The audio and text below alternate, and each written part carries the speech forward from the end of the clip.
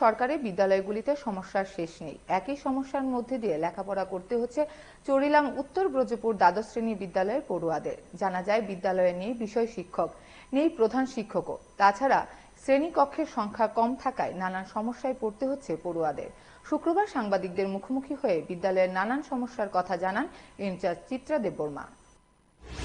আমার স্কুল সব সাবজেক্টের টিচার আছে, কিন্তু পল সায়েন্স, হিস্টোরি এইসব সাবজেক্টের টিচার নাই। আমরা বহুত কষ্টে স্কুল চালাইতেছি। হ্যাঁ, তো আমার স্কুলের তরফ থেকে, ব্যক্তিগত তরফ থেকে ডাইরেক্টরের কাছে রিকোয়েস্ট যে pol science, history subject teacher যেন তৎক্ষণাৎ দিন। আপনাদের স্কুলে ম্যাডাম কতজন আছে ছাত্রছাত্রী? টোটাল ছাত্রছাত্রী 466, 466। আর টিচার আপনারা কতজন আছে? টিচার আমরা নুনে 12 জন, মর্নিংয়ে 5 জন। মর্নিংয়েও খুব কষ্টে স্কুল চালাইতে হয়, স্টুডেন্ট প্রচুর, কিন্তু রুম নেই। আমরা খুব সমস্যায় ভুগছি। রুমেরও সমস্যা আছে, ক্লাসরুমে।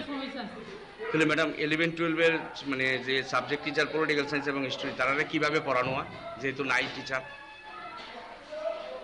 পড়ানো মানে এমনি পড়ানো আর কি, ক্লাসে গিয়ে ওই অন্যদেরকে যারা অনেক সময় পাঠায় আর কি, তারাও যাইতে চায় না, মানে স্বইচ্ছায় যায় না, এমনি অনিচ্ছায় কোনো মতে। বাচ্চারা তো ট্রাই করে, ম্যাডাম ক্লাসের টিচার নাই, সাবজেক্ট পল সায়েন্স হয়ই না। তো এবারে এই বছরটা গেছে, ফাইনালে তারা বসবে। স্কুলটা কি পিএমসি? পিএমসি। ম্যাডাম তাহলে কত সালে প্রতিষ্ঠিত স্কুলটা?